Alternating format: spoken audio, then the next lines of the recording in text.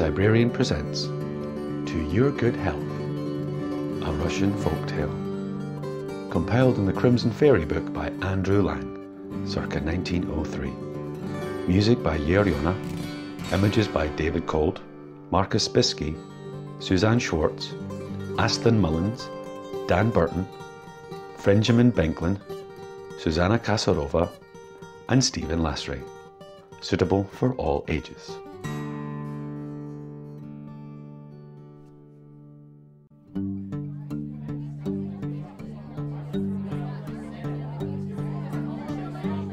Hello and welcome.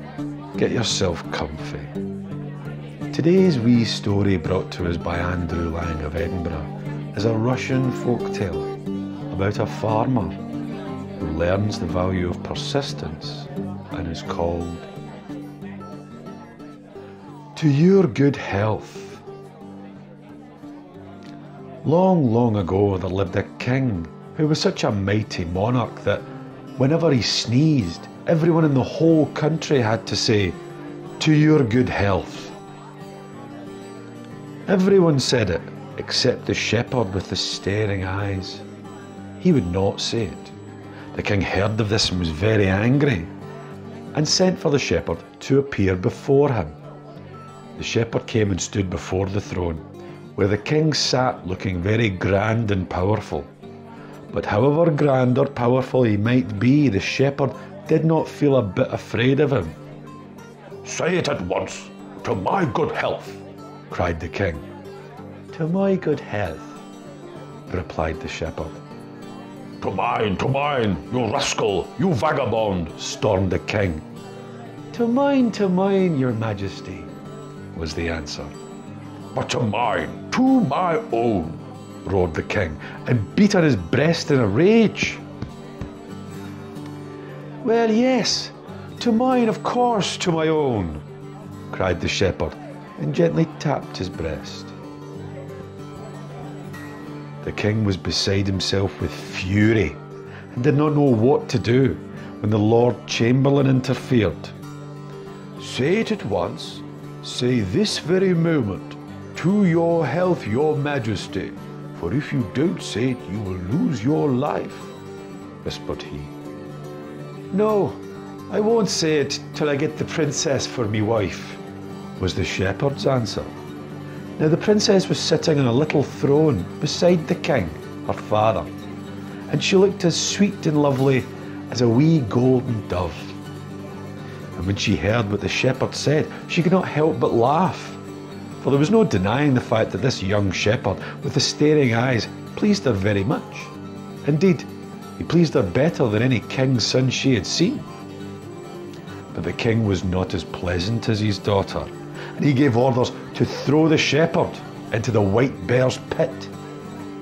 The guards led him away and thrust him into the pit with the white bear, who had had nothing to eat for 2 days and was very hungry. The door of the pit was hardly closed when the bear rushed at the shepherd. But when it saw his eyes, it was so frightened that it was ready to eat itself. It shrank away into a corner and gazed at him from there, and, in spite of being so famished, did not dare to touch him, but sucked its own paws from sheer hunger. The shepherd felt that if he once removed his eyes off the beast, he was a dead man, and in order to keep himself awake, he made songs and sang them, and so the night went by. Next morning, the Lord Chamberlain came to see the shepherd's bones, and he was amazed to find him alive and well.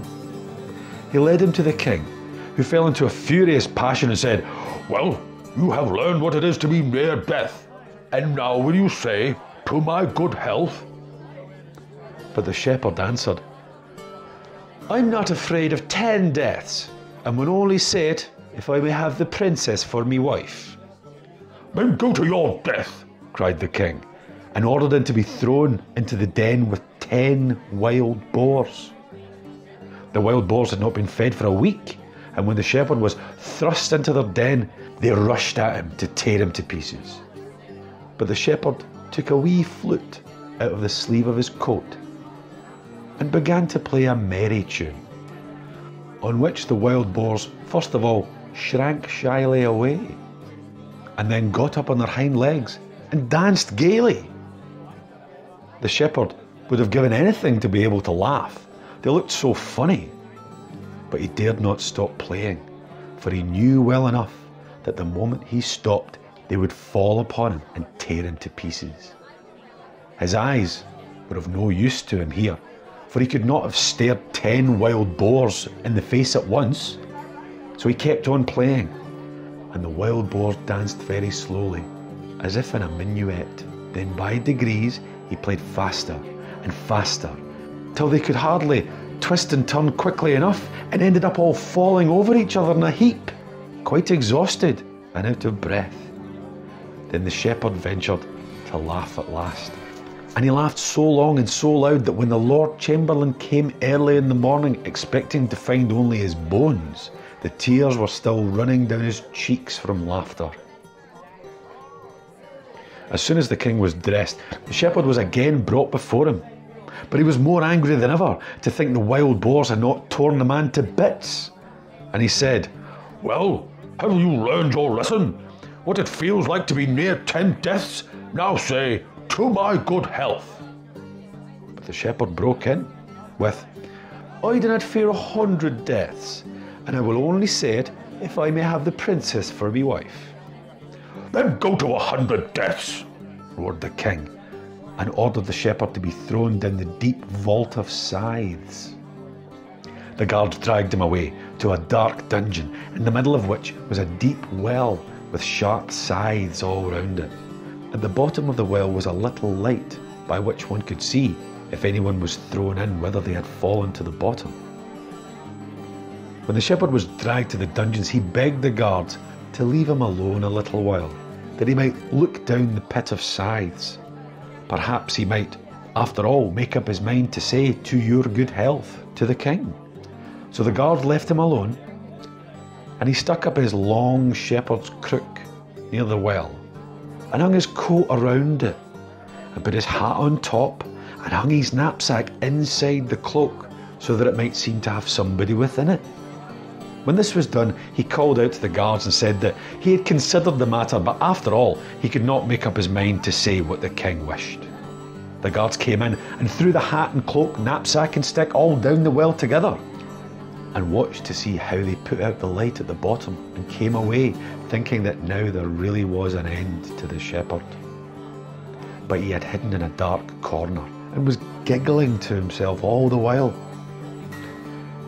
Quite early next morning came the Lord Chamberlain, carrying a lamp, and he nearly fell backwards with surprise when he saw the shepherd alive and well.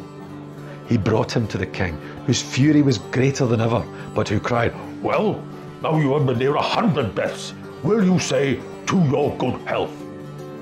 But the shepherd only gave the same answer, "I won't say it until the princess is my wife." "Perhaps, after all, you may do it for less," said the king, who saw that there was no chance of making away with the shepherd. And he ordered the state coach to be gotten ready, and he made the shepherd get in with him and sit beside him, and ordered the coachman to drive to the Silver Woods. When they reached it, he said, "Do you see the Silver Woods? Well, if you say, 'To your good health,' I will give them to you." The shepherd turned hot and cold by turns, but still persisted, "I will not say it till the princess is me wife." The king was much vexed. He drove further on, till they came to a splendid castle all of gold. And the king said, "Do you see this golden castle?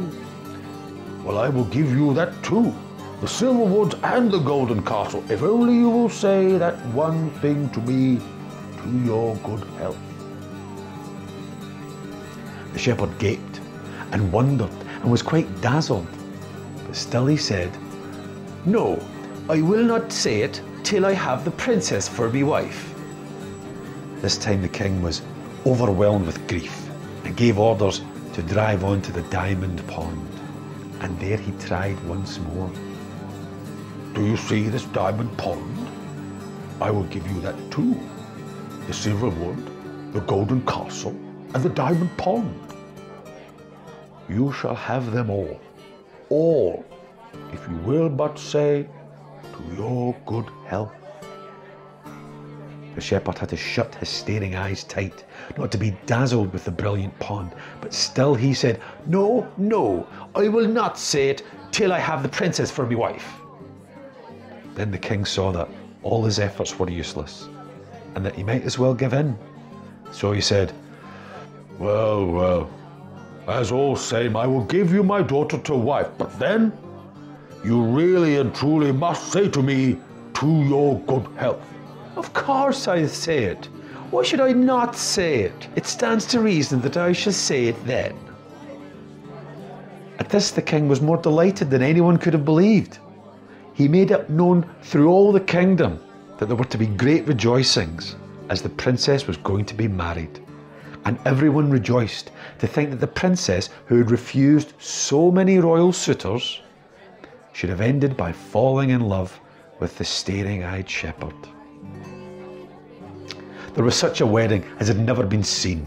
Everyone ate and drank and danced. Even the old and lame were feasted, and the quite tiny newborn children had presents given to them. But the greatest merrymaking was in the king's palace. There were best bands played and best food cooked, and a crowd of people sat down to table, and all was fun and merrymaking. And when the groomsmen, according to custom, brought in the great dish of boar to the feast and placed it before the king so that he might carve it and give everyone a share, the savoury smell was so strong that the king began to sneeze with all his might. "To your very good health," cried the shepherd before anyone else, and the king was so delighted that he did not regret giving him his daughter. And in time, when the old king died, the shepherd succeeded him, and he made a very good king and never expected his people to wish him well against their wills. But all the same, everyone did wish him well, for they all loved him.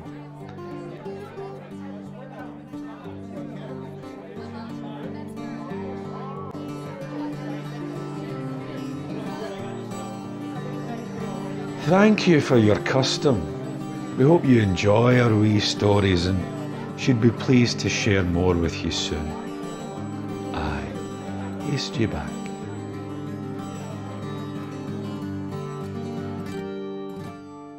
Thank you for listening. Please like, comment, subscribe and hit the notification bell.